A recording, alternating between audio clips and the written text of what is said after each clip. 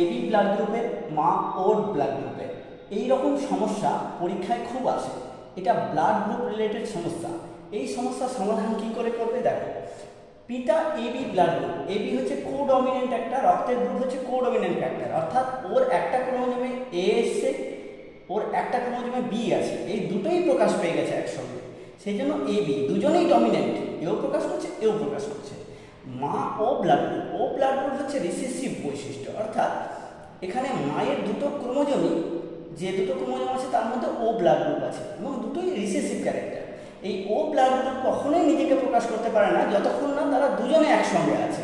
এইবার দেখো, তাহলে এই পিতার যে রক্ত যখন গ্যামেট তৈরি হবে, সেটা কিভাবে তৈরি হবে? দু রকমের গ্যামেট তৈরি হবে। মেন্ডেলের নিয়ম অনুযায়ী গ্যামেট তৈরির সময় এরা আলাদা হয়ে যায়। তাহলে এইটা এক ধরনের গ্যামেট হবে শুক্রাণু, আর এটা এক ধরনের গ্যামেট হবে শুক্রাণু।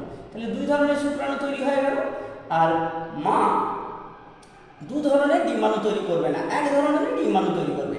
দুটো ডিম্বাণু হবে কিন্তু একই ধরনের, মানে তার ও ও ব্লাড গ্রুপের যুক্ত যে জিন, সেই জিন সম্বন্ধিত ডিম্বাণু।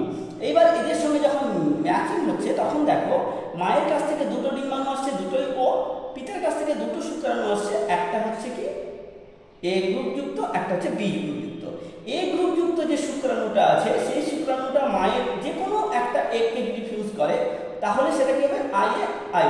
আগেই বলেছি ও মানে হচ্ছে কি রিসেসিভ বৈশিষ্ট্য, সে কখনোই নিজে মাথা তুলতে পারবে না, ও মানে জিরো বলতে পারবে।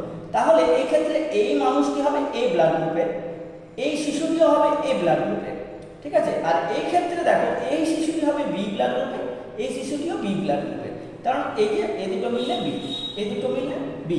বি ও কখনোই ও প্রকাশ পাবে না, ও তখনই প্রকাশ পাবে যখন দুজনেই ও থাকবে। তাহলে এই ক্ষেত্রে বি নিজেকে প্রকাশ করবে, এক্ষেত্রেও বি, এই শিশুর ক্ষেত্রেও বি নিজেকে প্রকাশ করবে, এই ক্ষেত্রে এ নিজেকে প্রকাশ করে দেবে, এই ক্ষেত্রে এ নিজেকে প্রকাশ করবে। যদিও এগুলো পিওর এ ব্লাড গ্রুপ নয়, এরা হচ্ছে হেটেরোজাইগোট এ ব্লাড গ্রুপ, কিন্তু টেস্ট করলে এদেরকে এ ব্লাড গ্রুপই লাগবে। তাহলে 50% সন্তান হবে বি ব্লাড গ্রুপের, এই যে, আর 50% সন্তান দেখো এরা হবে এ ব্লাড গ্রুপের, ঠিক আছে। তাহলে ব্যাপারটা সামারি করলে কি দাঁড়ায় দেখো, পিতা এ বি ব্লাড গ্রুপ, মা ও ব্লাড গ্রুপ, তাদের সন্তান কখনোই কি হবে না? ও ব্লাড গ্রুপের হবে না, তাদের সন্তান কখনোই ও ব্লাড গ্রুপ যুক্ত হবে না। কারণ ও ব্লাড গ্রুপ যুক্ত হলে বাবাকে বা মা বাবাকে অ্যাটলিস্ট এইরকম হতে হতো, বা ও ব্লাড গ্রুপের হতে হতো, ঠিক আছে।